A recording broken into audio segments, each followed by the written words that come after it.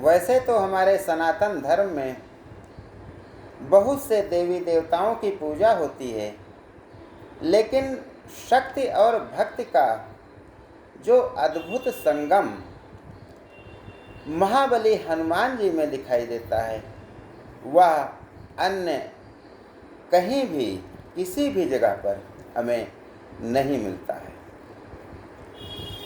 ज्येष्ठ माह में आने वाले सभी मंगल बड़े मंगल के नाम से जाने जाते हैं। तो आइए ज्ञान गंगा के इस 3 पत्ती कार्यक्रम में हम जानते हैं कि आखिर बड़ा मंगल क्या होता है और हनुमान जी की कृपा के लिए, उनकी भक्ति के लिए यह किस रूप में और क्यों मनाया जाता है।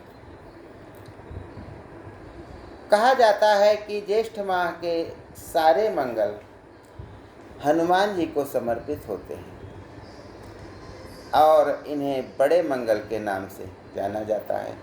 वैसे तो महाभक्त हनुमान जी को सम्मान देने के लिए सप्ताह के दिनों में मंगलवार को उनके दिन के रूप में हम मनाते हैं। उनकी विशेष पूजा इस दिन की जाती है और उनको याद करके उनकी कृपा अपने पर बनाए रखने के लिए, उनको प्रसन्न रखने के लिए हम उनकी पूजा प्रतिष्ठा और प्रसाद चढ़ाते हैं। लेकिन ज्येष्ठ माह के बड़े मंगलों का जब महत्व हम जानना चाहते हैं तो इस संबंध में हमें यह भी कहना है कि इस बड़े मंगल को बुढ़वा मंगल भी कहा जाता है। इस संबंध में किंवदंती है कि जब त्रेता युग में माँ सीता को रावण चुरा ले जाता है और भगवान राम और लक्ष्मण सीता जी की खोज में दर दर भटकते हुए ऋष्यमुख पर्वत पर जाते हैं, तो ऊपर से हनुमान जी और सुग्रीव इनको देखते हैं। उन्हें शंका होती है कि हो सकता है बाली ने किसी दुश्मन को मेरे भेजा हो हमारा वध करने के लिए। सुग्रीव तुरंत कहते हैं हनुमान जी से कि हनुमान जी जाकर के देखिए।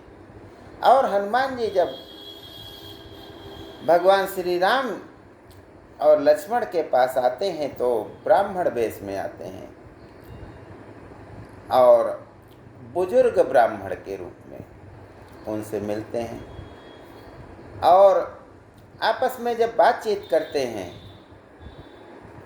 और इसी समय हनुमान जी को यह भान हो जाता है कि मेरे सामने कोई साधारण राजा या साधारण पुरुष नहीं, अपितु जगत के पालन करता स्वयं भगवान खड़े हैं। वे प्रसन्नता से गदगद हो जाते हैं और दोनों भाइयों को अपने कंधे पर बिठा करके सुग्रीव के पास पहाड़ पर ले जाते हैं। यह दिन ज्येष्ठ माह का बड़ा मंगलवार था।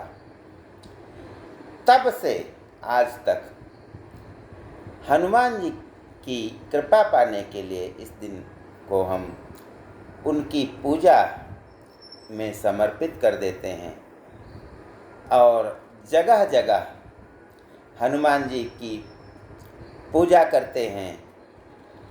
गरीबों को भंडारे खिलाते हैं, शरबत पिलाया जाता है और वह इसलिए कि ज्येष्ठ माह में बहुत अधिक गर्मी पड़ती है, मानसून अभी आया नहीं होता है, जिसके कारण लोगों को खाना खिलाना, पानी पिलाना अत्यंत ही पुण्य का काम माना जाता है।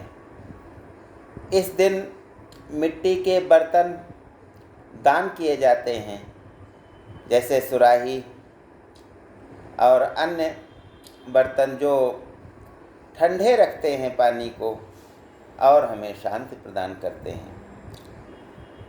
इसके अलावा बड़े मंगल के संबंध में एक और कहानी भी व्याप्त है कि जब रावण को मारने के बाद भगवान श्री राम अयोध्या वापस आते हैं, उनका राज तिलक होता है, माँ सीता राजरानी बन करके सिंहासन पर बैठती हैं, तो उस समय वे हनुमान जी की सेवाओं को याद करते हुए कहती हैं कि हनुमान जी ने वो काम किए हैं जो अन्य कोई साधारण मनुष्य या जीव जंतु या कोई भी कर ही नहीं सकता।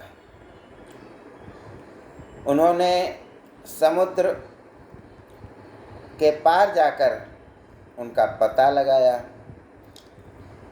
संजीवनी बूटी रात में ही जाकर के हिमालय से ले आए। उन्होंने हमारी बहुत मदद की है, तो उनको कुछ इनाम दिया जाए। सीता जी बहुमूल्य मोतियों की माला हनुमान जी को भेंट करती हैं। हनुमान जी उन मोतियों की माला को ले लेते हैं और एक एक मोती को दांत से काटने लगते हैं। जब उनसे पूछा जाता है कि यह क्यों कर रहे हो, तो उन्होंने कहा कि मैं देख रहा हूँ कि इसमें भगवान श्री राम का नाम है कि नहीं, और यदि नाम नहीं है तो यह माला हमारे किस काम की। मैं तो भगवान श्री राम का एक सेवक हूँ, मुझे इस बहुमूल्य माला की नहीं आवश्यकता। अगली बात जो बड़े मंगल के संबंध में विख्यात है वह है कि जब भगवान राम जो विष्णु के अवतार थे, अयोध्या में उनके अवतार रामावतार की अवधि पूर्ण हो जाती है और वे सरयू नदी में जल समाधि ले लेते हैं, तो हनुमान जी बहुत अधिक दुखी हो जाते हैं और रौद्र रूप धारण कर लेते हैं। उन्होंने बहुत अधिक उनको क्रोध आता है, वे धरती और ब्रह्मांड को हिलाने के लिए तैयार हो जाते हैं। तब भगवान श्री राम उनको अचानक दर्शन देकर कहते हैं कि कुपित होने की, व्यथित होने की कोई आवश्यकता नहीं है, तुम हमारे भक्त हो और भक्त ही रहोगे, और मैं वरदान देता हूँ। भगवान श्री राम ने कहा कि हनुमान जी मैं तुम्हें वरदान देता हूँ कि जब भी जहाँ भी कहीं मेरी कथा होगी अर्थात राम कथा होगी, वहाँ तुम विद्यमान रहोगे। हनुमान जी उनके चरणों पर गिर जाते हैं और इसे स्वीकार करते हैं। तब से कहा जाता है कि हनुमान जी हर समय हर जगह विद्यमान रहते हैं और भक्तों की रक्षा करते हैं, उनके कष्टों का हरण करते हैं, और यदि कोई घमंड करने लगे तो उस घमंड को तोड़ भी देते हैं। द्वापर युग में भीम को अपने बल पर बहुत घमंड हो गया था।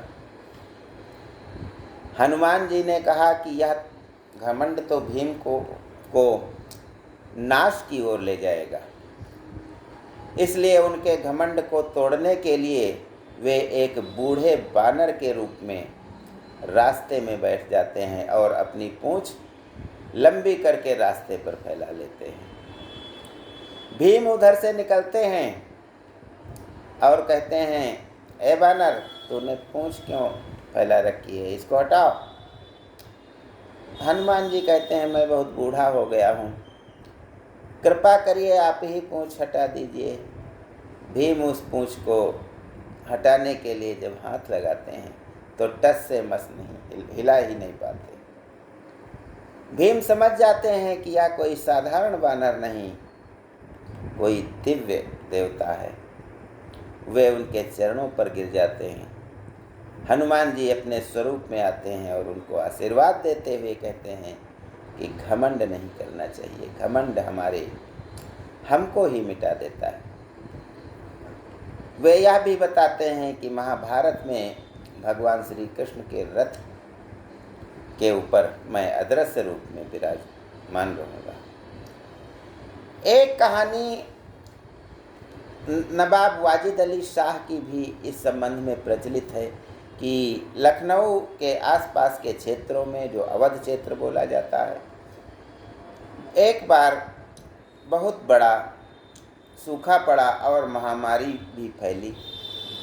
नवाब वाजिद अली शाह को किसी ने सलाह दी कि इससे आप निजात तभी पा सकते हैं जब हनुमान जी का भंडारा कीजिए बड़े मंगल को और उनकी पूजा प्रतिष्ठा करवाइए।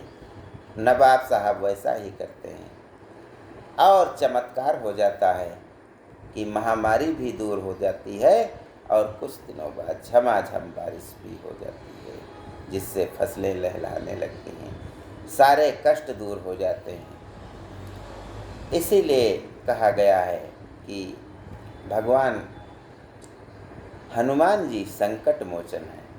हर प्रकार के संकटों को वे हरण कर लेते हैं और प्रजा की रक्षा करते हैं।